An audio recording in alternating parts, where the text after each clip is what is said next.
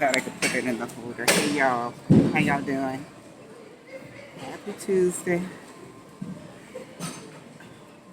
As you know, as you can see, I'm in the gym getting my workout in. It's been a while since I talked to you guys at the gym, huh? Sometimes a girl gotta focus. This stuff ain't easy. So I did, today I just worked on the lower part of my body. Uh, Now I'm doing a little cardio.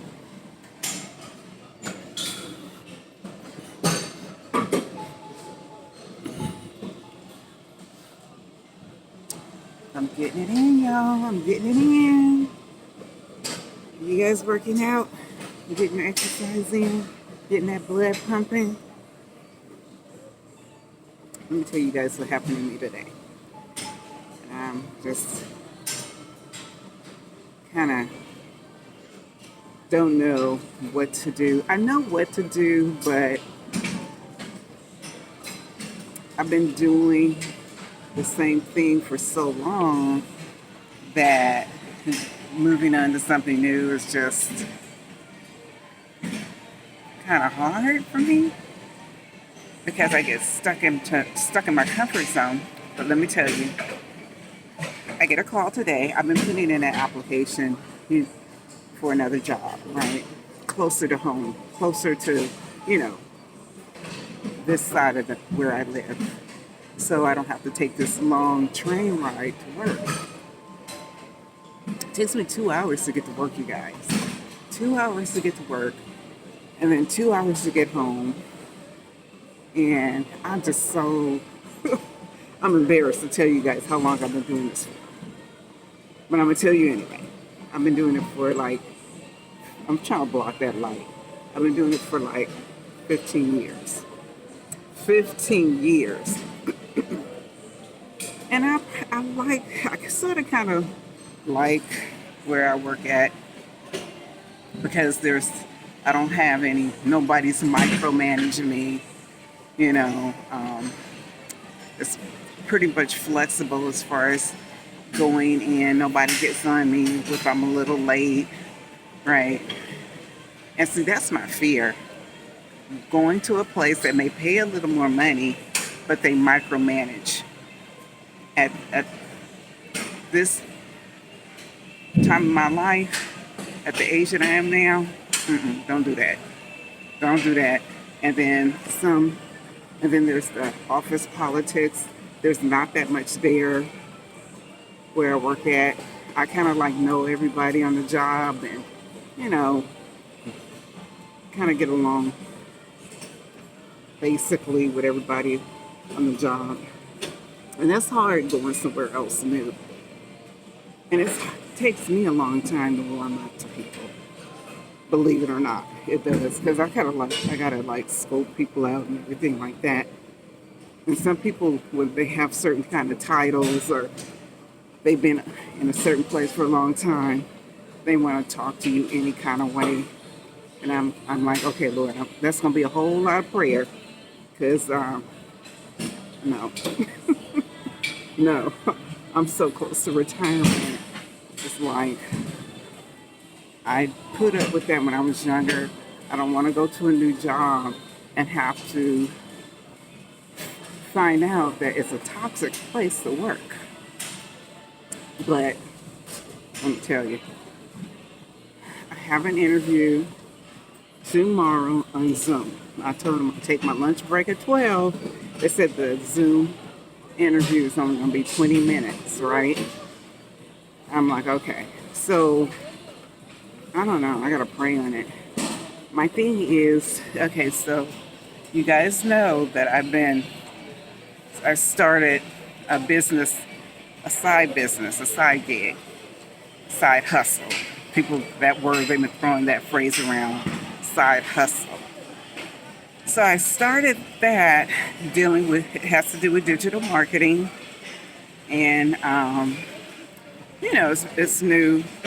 So I haven't built momentum in that. But I was talking to this coworker of mine, and I was telling him, his name is Andy, and I was saying, Andy, I don't see myself retiring because I always want to have something to do, like the traditional idea of what retirement looked like people just sit at home and don't do anything, right?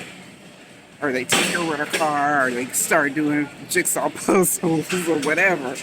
That's not my idea of retirement. I want to run a success. I want to have a successful business running, right? I want to be networking and meet new people. I want to travel. So basically, reinvent myself, right? Um, right. So I don't see myself sitting at home not doing anything, right? I want to try new things, meet new people, um, challenge myself, create new projects, right? You should point this. Yeah, that's better. That's better, right? I was trying to block that light. So I don't know, but the company I am at now, things are going downhill real quick. It's like the Titanic. You know, you can see the writing on the wall. You know the Titanic is about to sink, and so you need to get off the ship.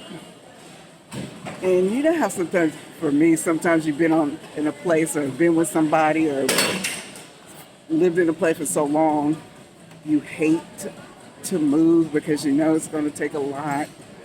Um, you know you're going to, like, for example, meet new people, um, see, tolerate people, new habits, right? Things that you probably got away with on your old job. I get away with a lot on the job that I'm at now. I'm spoiled in this job. Other than it's a long commute. And so I'm gonna be the new kid on the block. One of the new kids on the block. I don't know how many people they're hiring.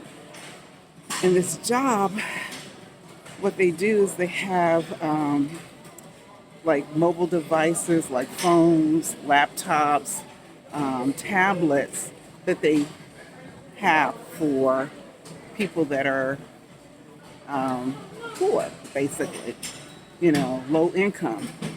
And so we do marketing. Not we, but the company does marketing, and they do give events and stuff like that, I guess, to promote what they do. I don't know.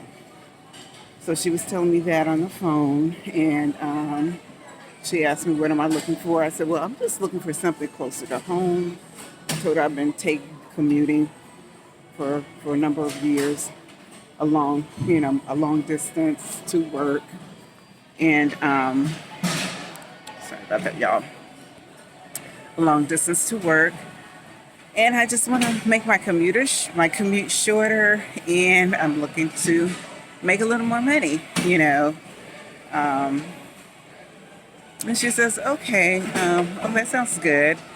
And she goes, is there anything else? I said, well, no, basically that's it, and if the benefits are good, I would like to have good benefits. And so my Zoom interview is tomorrow at 12. I'm like, do I want to take the job? And she goes, if you're hired, when can you start? I told her I'd like to give a 2-week notice to the company. So I don't know. We'll see. We'll see. My thing is that I was thinking about talking about and sharing with my family that I was going to retire like 2 years ago. But every time I got close to retiring, I'm like, I got cold feet because it's like, what am I going to do? I'm not the type of person to sit at home. I got to have something. So I did not retire. First time I decided to retire, I didn't The second year I decided to retire, I didn't. And now here I am again. And, but I know I don't want to continue to do what I'm doing. I know I want to do something exciting. And no matter, I was thinking, okay, do I retire? Because if you retire, you could work part time. You can still work part time. I was considering doing that, right? And we ain't not talking about at no Walgreens or no retail store. you know, it would have to be like probably admin. I'm used to office work, something like that. But we'll see. We'll see how I'm playing on it. And my goal is I still want to move outside of the United States. I still want to live abroad. And I told you guys maybe Thailand, Singapore, Mexico, somewhere, just anywhere outside of the United States, but still, be able to create an income as a digital marketer and maybe travel in and out of the United States when I feel, when I want to, like if there's an event or something like that. But I definitely want the freedom to be active, maybe to meet new people, women who are entrepreneurs, go to events, seminars and stuff like that, where I can network and meet other like-minded people, and create relationships like that. That's in my head right now. But that and so what I like going through all the things that I'm going through in life and the challenges that I'm having, this new church that I told you guys that I'm visiting, that I'm a part of now, Covenant Church, I said, well, I really want to speak to a spiritual advisor or Christian counselor or something like that. So I called the church and I called this lady. Well, I texted her and I said, how can you point me in the right direction? How do I make an appointment? Or I told her I'm interested in talking to a spiritual advisor. Can she guide me and point me in the right direction? Well, she did call me back. But when she called, I'm at work. So we cannot have our phones on at work. We have to have it on mute. And so when she called at a time where I was still working. And usually I don't check my voicemail frequently because usually people leave texts. So I called her back and I said, Erica, I'm sorry I missed your call, but like I told you, my phone has to be on mute when I'm working. And I said, usually I don't check my voicemail. So I'm calling you back. She didn't pick up. I said, well, call me back. I told her when I take my next break, and if you could call me back then. And she didn't call me back. So I'm thinking she's probably busy. So I really, because I think getting counseling, seeing a therapist, something like that, that's good to help you work through some things, right? And a lot of people do it. A lot of successful people, oops, sorry about that, y'all. A lot of successful people, moving around. Whew, I'm sweating over here. A lot of successful people they see therapists because it really helps you, work, like I said earlier, work things out, and they give you, some advice to help you out, like, I don't, do you guys see therapists or you see counselors or counseling or therapists or something like that? I think it's good for you. I don't think anything's wrong. Like, for example, our mind is very important. We need to keep it healthy. And sometimes we need somebody who's certified that can help guide us and get out of our head, right? Um, like when you break an arm, you go see a doctor. Um, when you're sick, you go take medicine, right? Like our mind, we take our bodies, we take care of our spiritual self, by reading the Bible and praying, talking to God and leaning on Jesus. I think it's good. I think God created them, had them do what they do to help people who need that kind of help. That could, you know, they could see things that we don't see, you know, guide us in the right direction. Okay. I'm tired, y'all. I had a day. But one thing about this job, I gotta say this. They go and they do events and stuff, and I was wondering, when they go and do these events, do they have to put up booths and stuff and then tear them down? And I don't want to be doing all that. I really don't. I just want to go to work, do whatever, my paperwork, my typing, my data entry, customer service or whatever, and then go home. I don't know. I have not been on an interview in over 20. Oh God. I've been working since I was 12 years old, but I have not been on an interview for over 20 years.